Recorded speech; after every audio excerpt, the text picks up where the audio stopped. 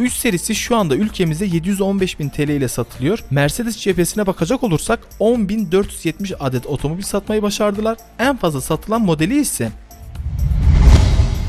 Herkese selamlar. 2021 yılı itibariyle yani Ocak ayından bu yana ülkemizde en çok otomobil satışı yapan markalar ve bu markaların en fazla satış yapan modellerini fiyatlarıyla birlikte söyleyeceğim. Tabi bu en çok satan modellerin yanında süper spor otomobillerden olan Porsche, Lamborghini, Ferrari, Maserati gibi markaların da kaç adet canavar sattığını da anlatacağım. Öncelikle bu bilgileri Türkiye Otomotiv Distribütörleri Derneği'nin düzenli olarak paylaştığı verilerden aldığımı belirtmek istiyorum. Toplamda 43 markanın otomobil sektöründe araç satışı yaptığını, bunlar içinde 5 marka ülkemize araç üretimi yapıyor. Bu markalar hangileri derseniz Fiat, Renault, Ford, Honda ve Hyundai markalarından oluşuyor. Listede en fazla satış yapan 10 marka ve modellerini fiyatlarıyla birlikte paylaşacağım. 10 markadan sonra seçtiğim canavar araçları da sizlere söyleyeceğim. 2021 yılında Ocak ayından bu yana 346.636 araç satıldı. 2020 yılı için bu rakam 273.022 adetti. Son 10 yıl içinde en yüksek satış rakamları içinde bulunduğumuz 2021 yılında oldu. Tabii ilk 7 aylık dönem için böyle bir durum söz konusu.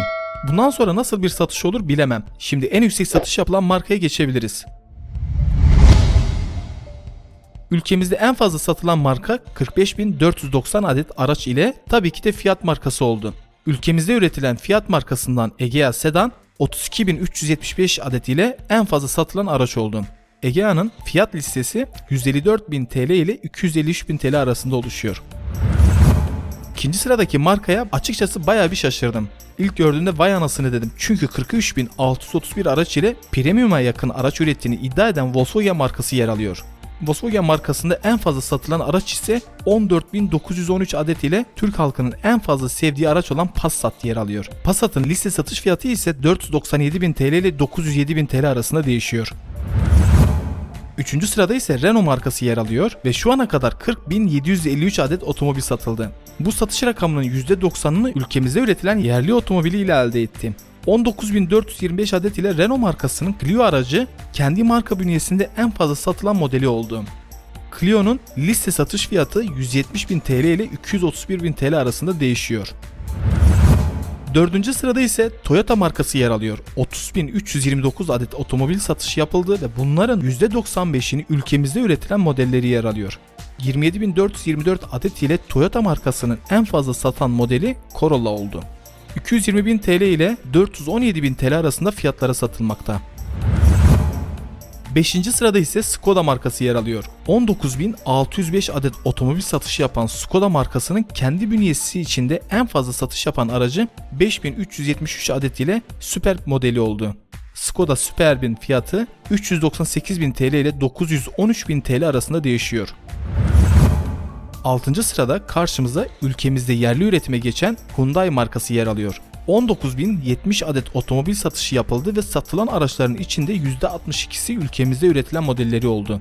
Geri kalanı ise yurt dışından ithal edilen araçlar oldu. Hyundai markasının en fazla satılan modeli 9.810 adet ile i20 oldu. i20'nin fiyat skalası 156.000 TL ile 220.000 TL arasında değişiyor. 7. sıraya geldiğimizde karşımızda Dacia markası bulunuyor. 16.842 otomobil satışı yapan Dacia markasının kendi bünyesi içinde en fazla satış yaptığı aracı 11.095 adet ile Duster yer alıyor. Yeni tasarımı ve otomatik vitesi ile yakın dönemde makyaj operasyonu geçirdi. Duster'ı incelediğim videoma bakabilirsiniz, kanalımda mevcut. Duster 203.000 TL ile 327.000 TL arasında satılıyor. 8. sırada yeni tasarım dilini çok beğendiğim Peugeot markası yer alıyor. Peugeot toplamda 16.491 adet otomobil satışı yaptı. Kendi içinde en fazla sattığı aracı C segmenti bir SUV olan 3008 bulunuyor. 4.931 adet satıldı. 3008 438.000 TL ile 556.000 TL arasında satılıyor. 9. sırada Honda markası 15.977 adet araç satışı yaptı. Yaklaşık satışın %90'ını ülkemizde ürettiği model üzerinden elde etti. En fazla satılan modeli ise Switch Sedan oldu. 14.326 adet satıldı. 260.000 TL ile 340.000 TL arasında fiyatı değişiyor. 10. sıraya geldiğimizde karşımızda Opel markası yer alıyor. Opel 13.953 adet otomobil satan Opel markasının en fazla satan modeli Corsa oldu. Corsa 5.923 adet satıldı. Fiyatı 189.000 TL ile 250.000 TL arasında değişiyor. Öncelikle BMW markasına bakmak istiyorum. BMW'nin 8.049 adet aracı satıldı. En çok satan modeli 2.262 adet satılarak BMW 3 serisi oldu. 3 serisi şu anda ülkemizde 715.000 TL ile satılıyor. Mercedes cephesine bakacak olursak 10.470 adet otomobil satmayı başardılar. En fazla satılan modeli ise 3.062 adet ile Mercedes C serisi oldu. C serisi 780.000 TL'ye satılmakta. Audi tarafına geçtiğimizde ise 7.926 adet otomobil satışı yapıldı. Audi'nin en fazla satılan modeli 1963 adet ile A3 sedan oldu. A3 sedanın liste satış fiyatı 495.000 TL ile 517.000 TL'ye satılıyor. Land Rover ise 1246 adet otomobil satışı yaptı. Land Rover markasının en fazla satış yapılan modeli ise 584 adet ile Range Rover Evoque oldu. Fiyatı ise 930.000 TL ile 1.375.000 TL arasında değişiyor.